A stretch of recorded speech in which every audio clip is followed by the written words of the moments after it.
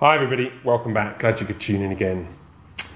Okay, so we are now coming towards what I think will be the end of this series of devotions on critical theory. I want to crave your indulgence though just for 3 more videos. The reason is, what I'd like to do, unless somebody comes with a whole bunch more questions that we've not touched on, is just to look at this whole subject from a slightly different angle.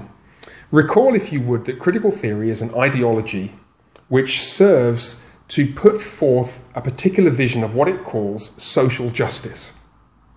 And social justice is defined in a particular way according to critical theory. And what I want to do is to examine what we might call the 3 pillars of social justice according to critical theory. They are diversity, inclusion, and equity. Now, the reason this is important to do is because if I say those words, social justice, diversity, inclusion, equity, you can immediately start to get a sense of why it is that many people, well-intentioned people, though perhaps somewhat naive, including many Christians, are drawn to movements influenced by this ideology. Tell me seriously, do you want to go on record as being against justice, against social justice, against inclusion, against equity? Do we want a less inclusive society? You can see how the rhetoric would work, can't you? And the rhetoric is really persuasive. Words are able to persuade people of things. And so many Christians, along with many other people, can be drawn into these ideologies influenced by critical theory because they believe what the Trojan horse, so to speak, says on the box. And we need to take the lid off and we need to see what's actually inside it. The way to do this, I think, would be to examine, well, what would be a good understanding of each of those 3 pillars: diversity, inclusion, equity?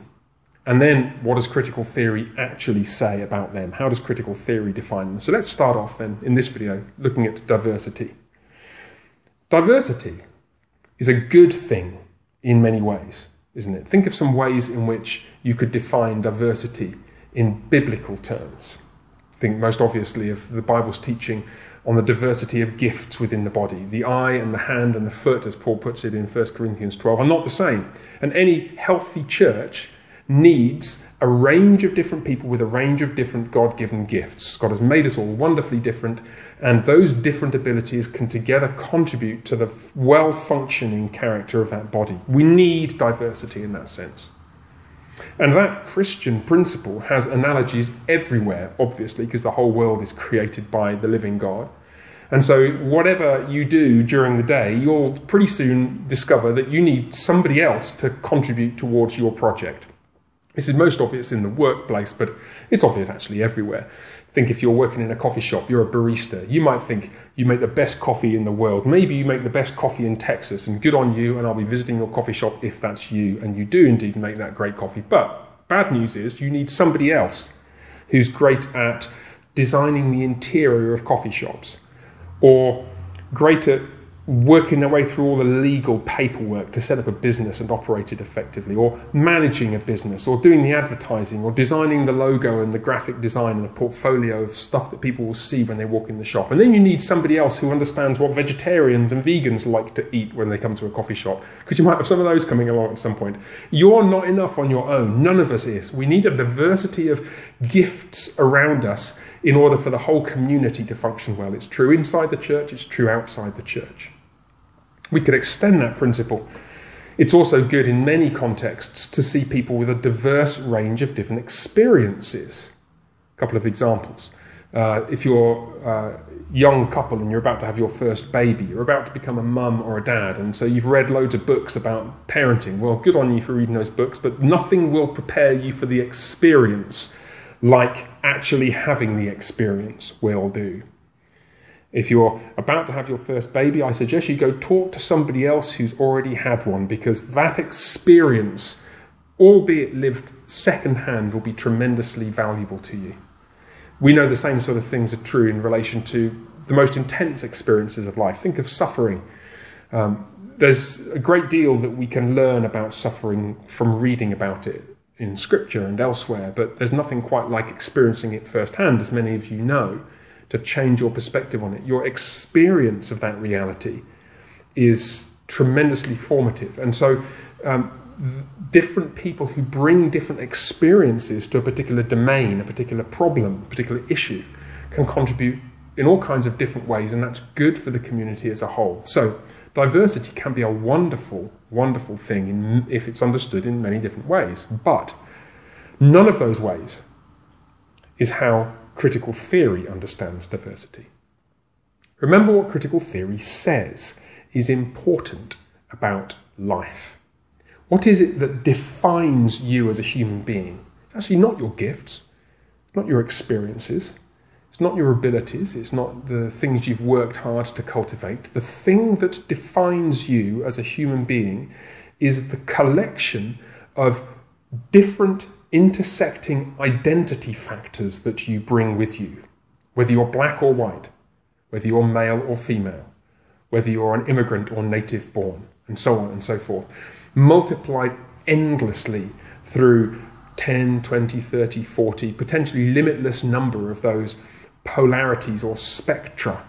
What defines you as a human being is not the individual contribution you can make to anything, or even who you are as an individual human being. The thing that is constitutive of your nature is the list of identity groups that you belong to. And so, accordingly, that's how critical theory understands diversity.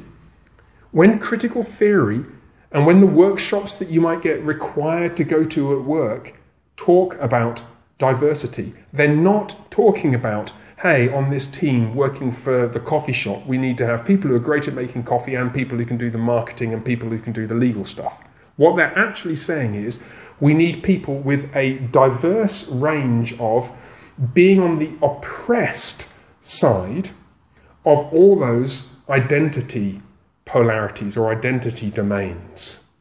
Remember Kimberly Crenshaw's insistence, pushing back ever so slightly against postmodernism, when she said that the only thing that is objectively real in human experience is oppression. So what that means is that the diversity that is valuable is a diverse range of ways in which a group of people can credibly claim to be oppressed in relation to all those identity factors. Black, female, immigrants, and so on. That's what matters.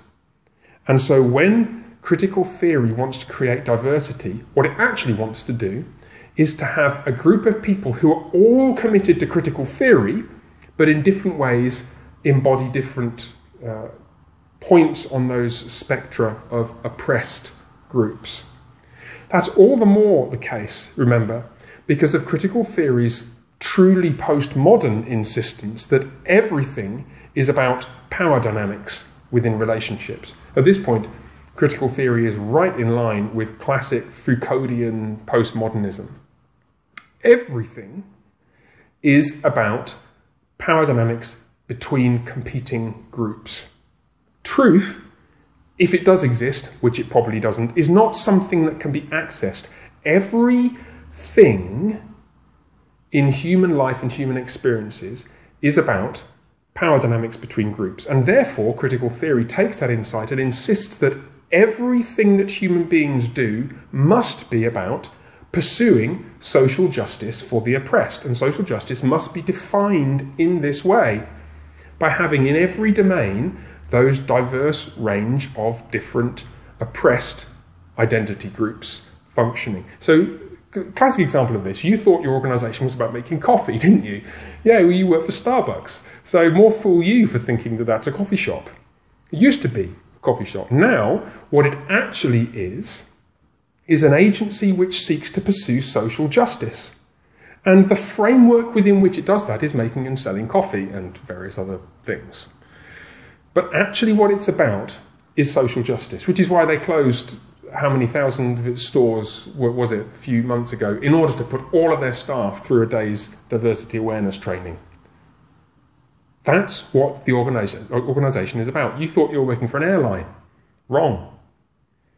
If this ideology gets a hold of your airline, you are no longer about flying people from A to B in the most comfort, cheaply as possible, quickly as possible. That's incidental to your mission in life.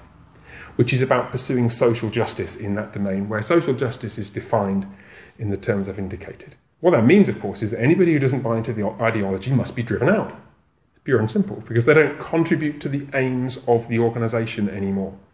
Can you start to see how deep-rooted and far-reaching this ideology is? It doesn't simply sit alongside the aims of any individual or group of people or organisation. It subverts and overthrows it.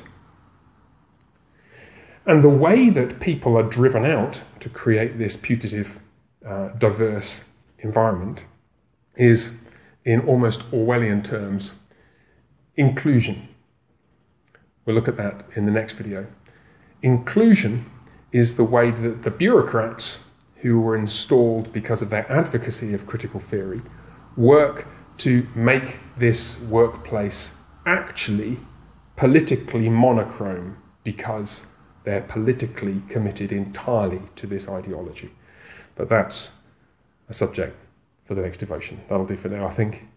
Bye for now, and I'm looking forward to seeing you all very soon.